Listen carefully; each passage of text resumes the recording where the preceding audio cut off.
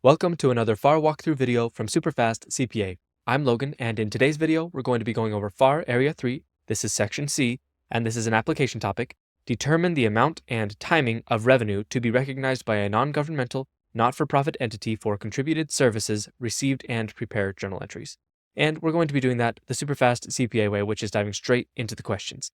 If you don't know much about our strategies, make sure you check out our free 1-hour webinar training on SuperfastCPA.com. We will go over the key ingredients to passing the CPA exam. And again, it's free. It's 1 hour long. You should go check it out because, again, you will learn a lot from just that 1 hour. After you watch that, you're going to want to learn more. So make sure you check out becoming a Superfast CPA Pro member. Superfast CPA Pro members not only get access to the Pro course, which is where Nate goes over step by step exactly what you're supposed to be doing every day in your study process, but Pro members also get access to the full 10-question versions of these videos so that they can get more practice and more understanding. One thing I will say, this video, we're only going over 5 questions, and we will only be going over 5 questions for the member version as well, because this is a pretty straightforward, a pretty small topic. So we're only going to go over 5 questions total, whether you're seeing the YouTube version or whether you're a member. So with all that, let's dive straight into the questions. All right, here we are at question 1, and something we always like to point out is reading the last part of the question first. It might not be that helpful when you're going through the questions to learn the material, but it will be very helpful when you are at test day. You have no idea what you're going to be seeing on the exam. You could see 50 different topics, so read the last part of the question first, because usually that's the real question. Usually that's really what the question is asking for. So having that context right from the beginning and then reading through the rest of the question will help you quickly understand what you're supposed to be doing so that you can get through the exam more quickly. So again, we read the last part of the question first. How much revenue should the NFP recognize for the contributed legal services? So let's go up to the top. A local attorney donates 10 hours of their time to a non-governmental, not-for-profit organization providing legal services valued at $400 per hour. The attorney drafts and reviews contracts essential to the organization's operations. The NFP, and that's not-for-profit, right, would typically pay for these services if not donated. So with that information, how much revenue should they be recognizing for the contributed legal services? Now, again, like I said, this is a pretty small topic. It's pretty straightforward. So these questions that we're going to be doing, they're not that difficult because honestly, the questions you see about this on the exam probably won't be crazy difficult either as long as you remember how things work. So if you know how this works, then you already know the answer.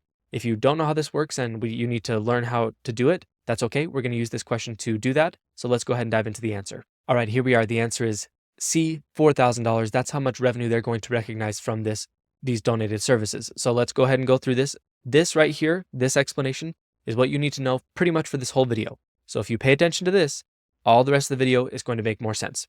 Under US GAAP, a non-governmental, not-for-profit entity recognizes contributed services as revenue if the services, 1, create or enhance non-financial assets, or, so not and, but or, 2, require specialized skills, are provided by individuals with those skills, and the entity would typically purchase them if not donated.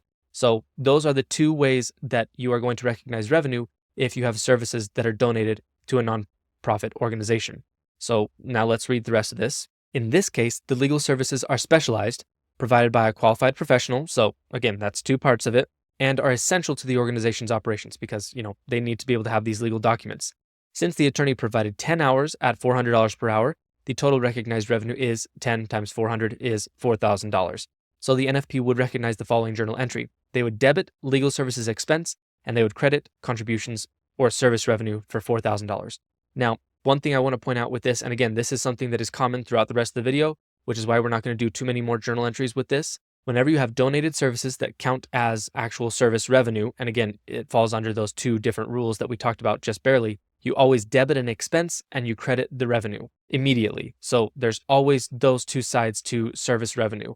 You immediately debit an expense and you immediately credit a revenue. So just letting you know, that always happens every time there is service revenue that is actually counted as contributed service revenue.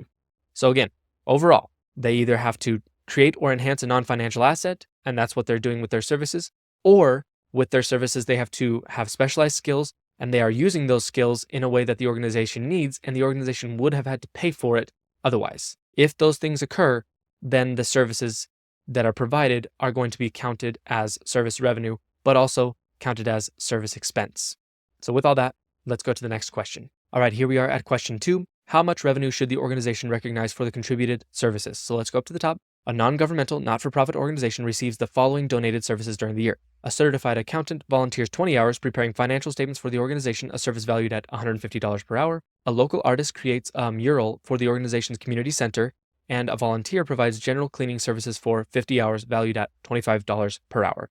So how much revenue should the organization recognize for the contributed services? Again, with everything we just learned in the previous question, I think you could probably figure this out. So pause the video, come back when you're ready, think through this, and we'll look at it together after you've thought through it. All right, here we are. The answer is B, $3,000. That's how much revenue they're going to recognize. So let's dive into this.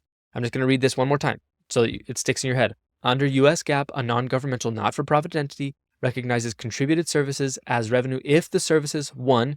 Create or enhance non-financial assets, or 2. Require specialized skills, are provided by individuals with those skills, and the entity would typically purchase them if not donated. So if those are met, if one of those two things are met, then the services can be counted as revenue.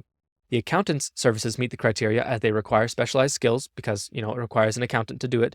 They are provided by a qualified individual because they're a certified accountant, and the organization would normally pay for them.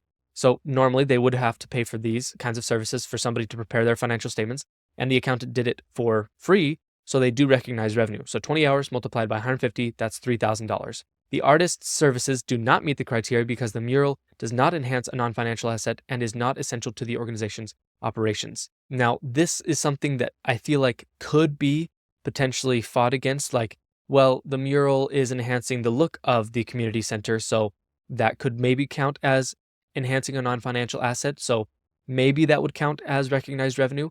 It kind of depends on the situation. In this situation, we're looking at it as, no, it does not count as donated services, so that's not recognized revenue either. And the cleaning services do not meet the criteria because they do not require specialized skills. Most people can clean, maybe some people are better at cleaning than others, but most people can clean, and are not services the organization would typically hire out. They probably have people who are willing to do it most of the time. They probably have volunteers who will clean their facilities most of the time. So again, it's not something that they typically need to hire out. So that's also not recognized revenue either.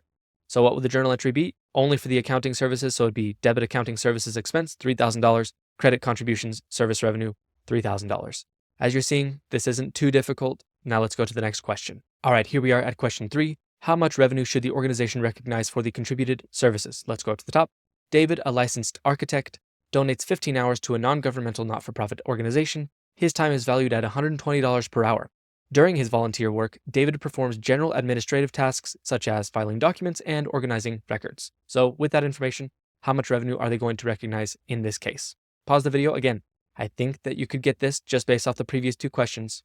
Come back when you're ready. All right, here we are. The answer is A, $0. Again, this shouldn't be too much of a surprise. In this scenario, although David is a licensed architect, so he does have specialized skills, his volunteer work involved general administrative tasks, which do not utilize his specialized skills. General administrative tasks are not typically considered a specialized task because most individuals with whatever skill level could perform them, and they don't enhance a non-financial asset either. Even though he's a specialist, he's not actually doing the thing he's a specialist at. And this is not something that they would probably need to hire somebody to do. And again, it's also not improving a non-financial asset. So even though he's a professional architect, he's just doing general administrative work. So those services do not meet the criteria for recognition as revenue. And therefore, no journal entry is required because the services aren't recognized as revenue. It just is probably something they need to note, but they're not going to make a journal entry. All right, let's go to the next question. All right, here we are at question 4. How much revenue should the organization recognize for Maria's contributed services? So let's go up to the top. Maria Sanchez volunteers her time at a non-governmental not-for-profit organization by repainting the exterior of the organization's main office building.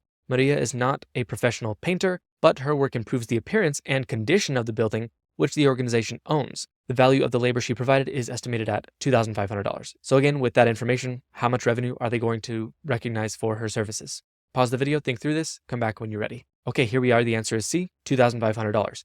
So again, pretty easy. Under US GAAP, a non-governmental not-for-profit entity recognizes contributed services as revenue. I've read this 3 times now. If the services, 1, created or enhance non-financial assets, which is what happened in this case, or 2, require specialized skills, are provided by individuals with those skills, and the entity would typically purchase them if not donated. In this case, while Maria Sanchez is not a specialist, her work enhances a non-financial asset by improving the condition of the building.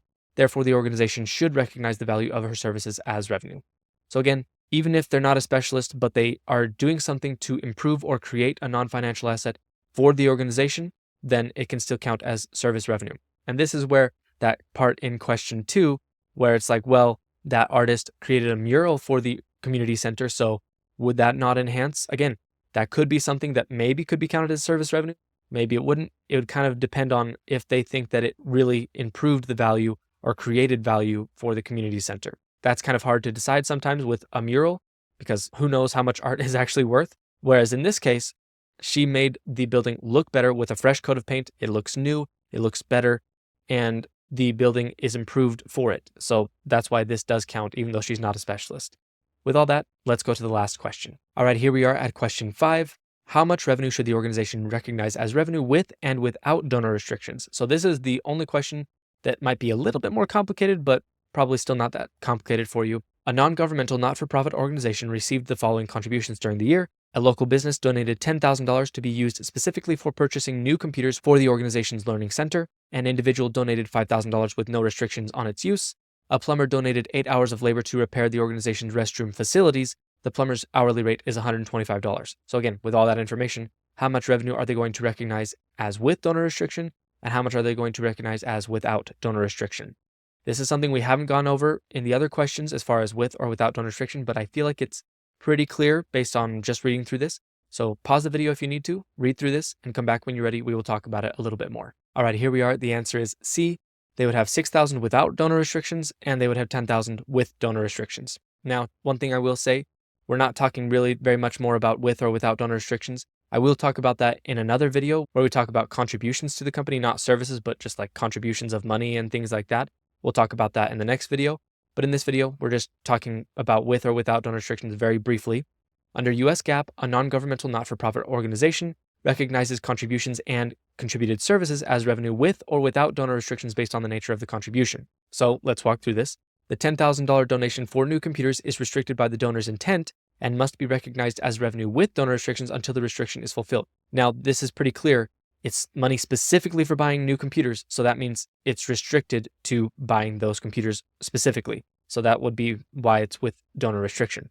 The $5,000 donation has no restrictions, so therefore it's revenue without donor restrictions. And this is the part that I wanted to teach you. The plumber's donated services meet the criteria for recognition because they require specialized skills, are performed by a qualified individual, and are services the organization would normally pay for, and the organization definitely needs. You have to have operating restroom facilities, so that's why this counts as service revenue. The value of the plumber's services, which is 8 hours multiplied by $125, giving you $1,000, is recognized as revenue without donor restrictions. So this is kind of what I was getting at with this question. Services that are donated and they count as, services that can be recognized as revenue, they are revenue without donor restrictions. So just letting you know that's how it works. So the total revenue would be revenue without donor restrictions, and that's the $5,000. That's from the donation, and the $1,000 from the plumber's services, $6,000. And then there's that revenue without donor restrictions. That's that $10,000 for the computers. So again, not too complicated, a very easy, straightforward topic as long as you understand the rule behind it. So don't get caught up thinking that even though somebody's a specialist, if they're not doing something that requires specialized work and isn't improving a non-financial asset, then it still doesn't count as service revenue. With all that, before we do anything else, let's do one more part of the process called pillar topics. Now remember, the idea behind pillar topics is as you're going through the questions to learn the material, you will notice the things that keep coming up in the questions. You'll notice, hey, I've seen 3 or 4 questions trying to teach me how donated services work and how they can be counted as revenue, or whatever the case may be. You notice these things in the questions, and you take a moment during and after you're studying to make the pillar topics. These are the things that are most important. These are like the key points that you understood from the questions, and you summarize them in your own words. And as you're doing this each day, you will be building a personal repository of the most important things based off the questions that you went over so that you know them for test day. So with all that, let's go ahead and look at the pillar topics for this video. All right, here we are at the pillar topics. Let's just read through this. Remember, there's 2 different requirements. The specialized skills requirement means contributed services are recognized as revenue only if they require specialized skills, are provided by individuals with those skills, and the organization would typically purchase them if not donated. There's also the other option, which is enhancing non-financial assets. Services that create or enhance a non-financial asset, such as property or equipment, are recognized as revenue even if the services do not require specialized skills. And something that we didn't really talk about, but just letting you know, there's also the fair value measurement. recognized services are recorded at their fair value, typically based on the provider standard rates or market rates for their similar service. So we did talk about it, just not explicitly as fair value. But if you see something where a professional has a typical hourly rate, that would be their fair market value. And so that's what you would use for the estimate. And then finally, just remember, revenue from contributed services is recognized as revenue without donor restriction, as the services are used immediately as an expense. Remember, you always debit an expense for these donated services and are not subject to donor-imposed restrictions.